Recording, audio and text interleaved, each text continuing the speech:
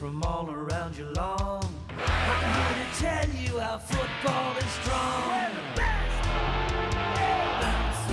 Hey, welcome back. And before we go on to the big preview of this afternoon's games, back to Brendan Beveridge again.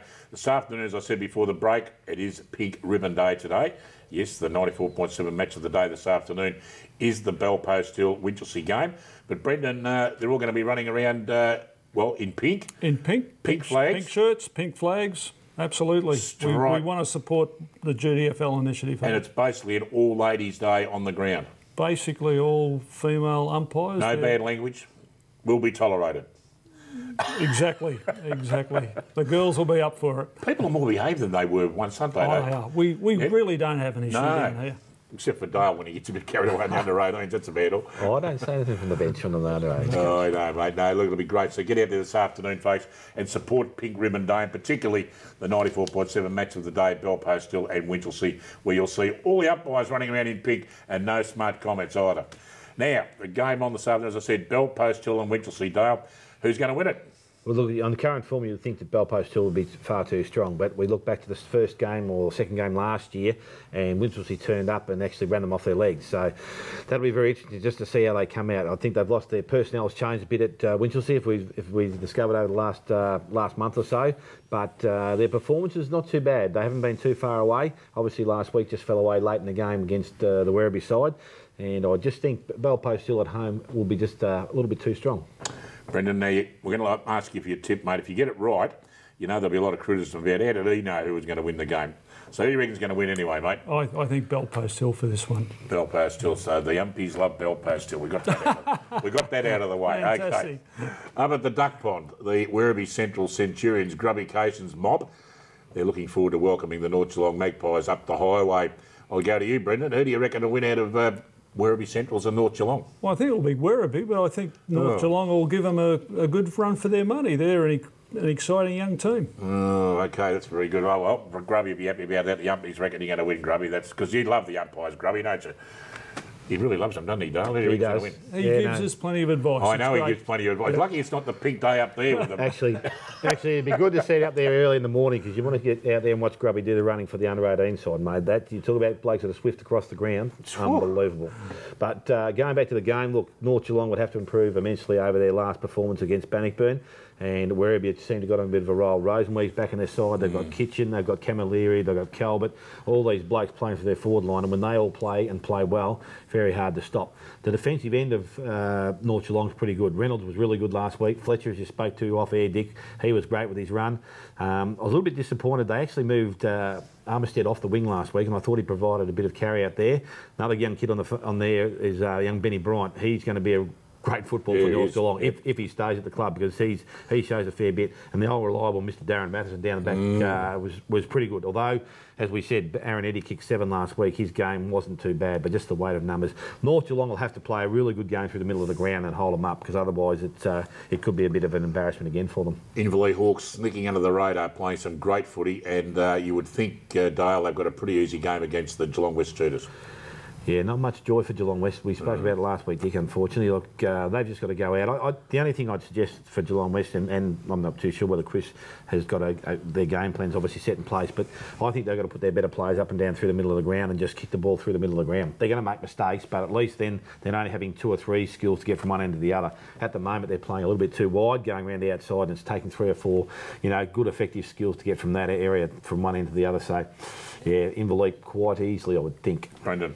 Inverleigh, yes, I think Inverleigh might be too strong for them indeed. Out at the Kevin O'Leary Oval, the East Geelong Eagles, and they're on fire at the moment, are they? Wide undefeated on top of the ladder with Connors and Murphy absolutely controlling the forward line down there. They take on a very much improved Anarchy Footy Club, and don't worry about that. This will be an absolute ripper of a game. And Dale, I think this will be a good test for Anarchy to see where they're at.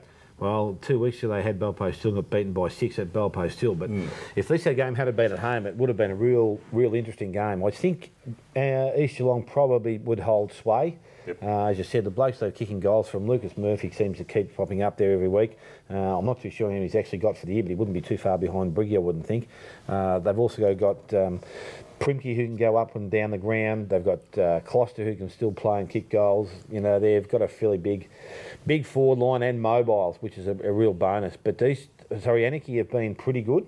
The two blokes in charge in the two Gibbs boys are actually working pretty hard on their discipline side of things. I think actually spoke to David during the week, and he said this is probably the first time that Anarchy hasn't had a player sent from the ground up to round 4 or 5. So, you know, discipline out there is really improving, and obviously with Brendan sitting here, the umpires will probably notice that in the way they go about their footy. And I suppose winning games obviously gives them that bit more, you know, I suppose tolerance towards what they can and can't do. So, close game, Dick, but at home East Geelong. Interesting to note that Paul Briggy is on 32 and Lucas Murphy on 27, so they're right up there with the goal kicking. Brendan, who's going to win this one? Well, I think East Geelong have to be the tip, but the other guys are going to use it as a bit of a measuring post.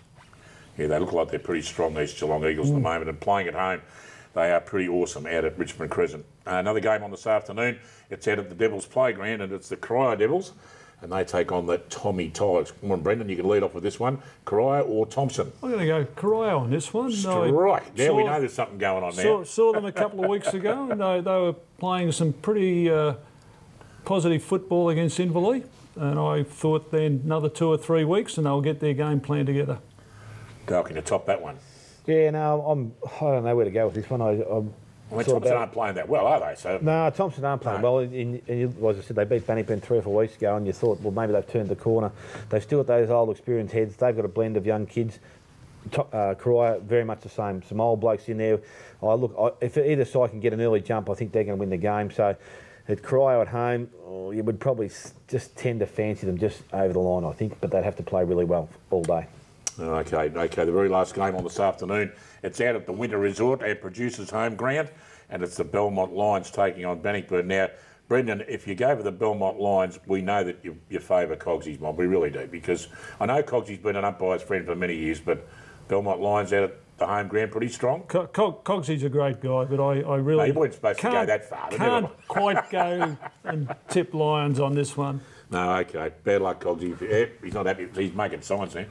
What do you reckon, Dub? Yeah, no, look, Bannockburn hopefully turned the corner last week, because up until then I think they've been pretty disappointing. But a little bit of confidence from last week's game. I don't think there was too many injuries come out of it. They got a couple of blokes that could be back this week. As I said, we're not quite 100% sure at this stage. So I think Bannockburn, but they won't want to take this game easy, I'm telling you. If they go out there with the thought that they're going to win this by 10 goals, they've got another thing coming, so they're going to have to work hard for the result. Well, I'm going to stick what's left of my neck out. I don't have much of a neck to stick out, but I'm going to stick it out. I'm going to go for the Belmont Lions. I reckon they're going to be the big winners this afternoon. Don't you worry about that. They'll be dancing at the Winter Resort. Don't forget, today is Pink Day. Get out to the match of the day, 94.7 Belpost Hill and Winchelsea, to see them running around with their pink, no, I was going to say pink dresses. They don't wear pink dresses up. A lot of people reckon they do, but they don't, do they, Brendan? I know. Not yet. No, they're all right. Don't you worry about that, Brendan. Thank you again for coming on the show this morning. Pleasure. Thanks for having me. All the very best for the umpires for the rest of the year. And if you really want to get their kids and you want to do some umpiring and get fit and run around the paddock as boundary umpire, goal umpire, get into it. Thanks for your company again. We'll all be back again, doing it again next Saturday morning. Have a great afternoon in footy. Bye for now.